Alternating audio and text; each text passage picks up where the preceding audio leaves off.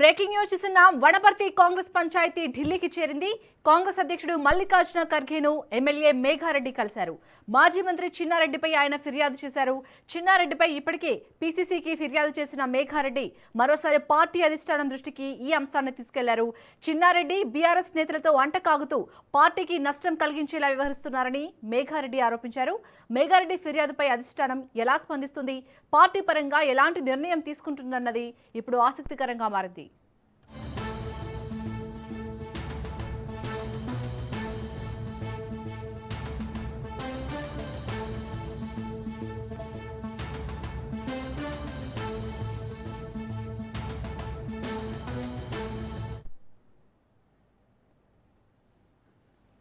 ఇక ఇదే అంశానికి సంబంధించి మరిన్ని అప్డేట్స్ ని మా ప్రతినిధి సునీల్ అందిస్తారు. సునీల్, ఇటు మేఘారెడ్డి ఫిర్యాదుపై అధిష్టానం ఎలా స్పందించబోతుంది అనుకోవచ్చు? పార్టీ పరంగా ఎలాంటి చర్యలు తీసుకునే అవకాశం ఉంది? ఎస్ శాలిని, ప్రస్తుతం తెలంగాణ రాష్ట్రంలో కాంగ్రెస్ పార్టీలో నెలకొన్నటువంటి అంతర్గత విభేదాలు ఇప్పుడు ఢిల్లీకి చేరాయి. ఢిల్లీలో అటు మెగారెడ్డి, వనపర్తి ఎమ్మెల్యే మెగారెడ్డి ఈరోజు మాజీ ఎమ్మెల్యే చెన్నారెడ్డిపై ఫిర్యాదు చేయడం జరిగింది. ఏఐసిసి అధ్యక్షుడు మల్లికార్జున ఖర్గేని కొద్దిసేపు కలిసి ఫిర్యాదు చేశారు. ఈ ఫిర్యాదు తర్వాత అతనిపై ఖచ్చితంగా చర్యలు తీసుకోవాలి. ఎందుకంటే 2023 ఎన్నికల సమయంలో తనకు డబ్బులు తీసుకొని సీటు కేటాయించారంటూ కూడా అటు మాజీ ఎమ్మెల్యే చెన్నారెడ్డి వ్యాఖ్యలు చేయడం జరిగింది. దీంతో పార్టీ ప్రతిష్టలు పూర్తిగా దెబ్బతినే అవకాశం ఉంది. మరోవైపు నియోజకవర్గంలో తమకు సంబంధించిన అంశంపై కూడా భంగం వాటిల్లే విధంగా అతను వ్యాఖ్యలు ఉన్నాయి కాబట్టి అతనిపై చర్యలు తీసుకోవాలి, పార్టీ నుంచి సస్పెండ్ చేయాలంటూ కూడా మెగారెడ్డి ఈరోజు మల్లికార్జున ఖర్గేతో పాటు కేసీ వేణుగోపాల్ని, మరోవైపు ఢిల్లీలో ఉన్నటువంటి కాంగ్రెస్ అధిష్టాన నేతలను కూడా కలిసి ఫిర్యాదు కూడా చేయడం జరిగింది. దీంతో పాటు మరోవైపు ఇక్కడ హైదరాబాద్లో కూడా, ముఖ్యంగా తెలంగాణ రాష్ట్రంలో కూడా ఎమ్మెల్యేలు అందరూ కూడా దాదాపు 20 మంది ఎమ్మెల్యేలు ఇప్పటికే కొండా సుస్మిత చేసిన వ్యాఖ్యలకు సంబంధించిన అంశంపై కూడా కొండా సురేఖని మంత్రి పదవి నుంచి తొలగించాలి, మంత్రి పదవి నుంచి బర్తరఫ్ చేయాలంటూ కూడా ఈరోజు దాదాపు 20 మంది ఎమ్మెల్యేలు సమావేశం నిర్వహించుకొని ముక్కుమ్మడిగా వారందరూ కూడా మీడియా సమావేశంలో వ్యక్తం చేసింది. పార్టీ ప్రతిష్టను, అదేవిధంగా ప్రభుత్వ ప్రతిష్టను ఎవరు దెబ్బతీయాలని చూసినా కూడా ఎట్టి పరిస్థితుల్లో ఉపేక్షించేది లేదు. ఖచ్చితంగా వారిపై అధిష్టానం ఖచ్చితంగా చర్యలు తీసుకోవాలి, అవసరమైతే పార్టీ నుంచి సస్పెండ్ చేయాలంటూ కూడా ఇప్పటికే దాదాపు 20 మంది ఎమ్మెల్యేలు ఈరోజు సమావేశం కూడా నిర్వహించడం జరిగింది. ఇక గతంలో చేసినటువంటి వ్యాఖ్యలు, ఎవరైతే రాజగోపాల్ రెడ్డి చేసిన వ్యాఖ్యలు కావచ్చు, చంద్రారెడ్డి చేసిన వ్యాఖ్యలు కావచ్చు, కొండా సురేఖ కూతురు సుష్మిత చేసిన వ్యాఖ్యలు కావచ్చు, వీటన్నిటికి సంబంధించిన దృష్టిలో ఉంచుకొని అధిష్టానం సీరియస్ కావాలి. ఖచ్చితంగా రాబోయే కాలంలో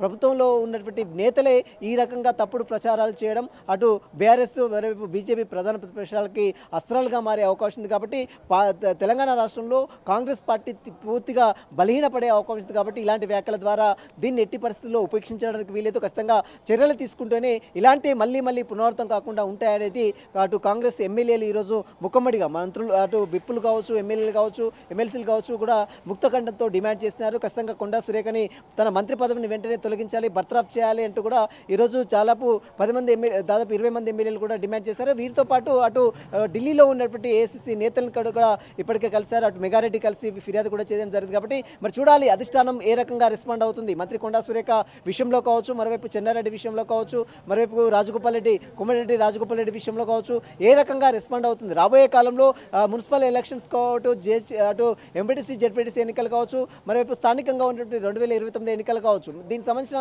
విషయంపై మరి కాంగ్రెస్ పార్టీలో ఉన్నటువంటి ఈ అంతర్గత విభేదాలని ఏ రకంగా పరిష్కారం చేస్తుంది అనేది మాత్రం రాష్ట్ర రాజకీయంగా తీవ్ర ఆసక్తి చెప్పి మరోవైపు బీఆర్ఎస్, మరోవైపు బీజేపీ కూడా దీని ఒక అస్త్రంగా ఉపయోగించే అవకాశం ఉంది. కాబట్టి ముఖ్యమంత్రి ఈ నెల 23వ తేదీన ఇప్పటికే అమెరికా పర్యటన రద్దయింది. కాబట్టి 23వ తేదీన హైదరాబాద్ వచ్చిన తర్వాత ఈ ఎమ్మెల్యేలందరూ కూడా కలిసి ఫిర్యాదు చేస్తాం, ఖచ్చితంగా పార్టీ నుంచి పదవి నుంచి సస్పెండ్ చేయాలంటూ కూడా వారు డిమాండ్ చేస్తున్నారు. కాబట్టి ముఖ్యమంత్రి వచ్చిన తర్వాత మరి క్యాబినెట్ హోదాలో ఉన్నటువంటి మంత్రి పదవి తీసేస్తారా లేదా మరి మరొక బీసీకి అవకాశమైనా కల్పిస్తారనేది కూడా కాంగ్రెస్ పార్టీలో మాత్రం ఒక హాట్ టాపిక్గా మారిన పరిస్థితి మాత్రం. కాబట్టి ఈరోజు మాత్రం ఢిల్లీకి, అంటే తెలంగాణ రాష్ట్రంలో నెలకొన్నటువంటి అంతర్గత విభేదాలు ఢిల్లీ స్థాయికి చేరాయి. ఢిల్లీలో ఉన్నటువంటి అధిష్టాన పెద్దలకు వచ్చింది. ఇప్పటికే ఏఐసిసి ఇన్ఛార్జిగా ఉన్నటువంటి మీనాక్షి నటరాజన్ కూడా ఇప్పటికే సీరియస్ అవుతుంది. ఈ నేపథ్యంలో ఈ సంబంధించిన విషయంలో ఢిల్లీ అధిష్టానం ఏ రకంగా రెస్పాండ్ అవుతుంది, తెలంగాణ రాష్ట్రంలో రాజకీయంగా మళ్ళీ రావాలంటే, తెలంగాణ రాష్ట్రంలో ప్రభుత్వం రావాలంటే ఈ రకంగా విభేదాలు ఉంటే మాత్రం ఖచ్చితంగా బదనమయ్యే అవకాశం ఎక్కువగా ఉంది. కాబట్టి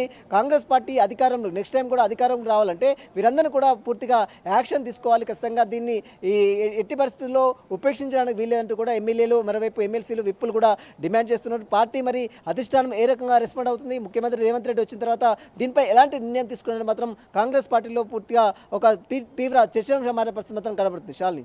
రైట్, థ్యాంక్ యూ సునీల్.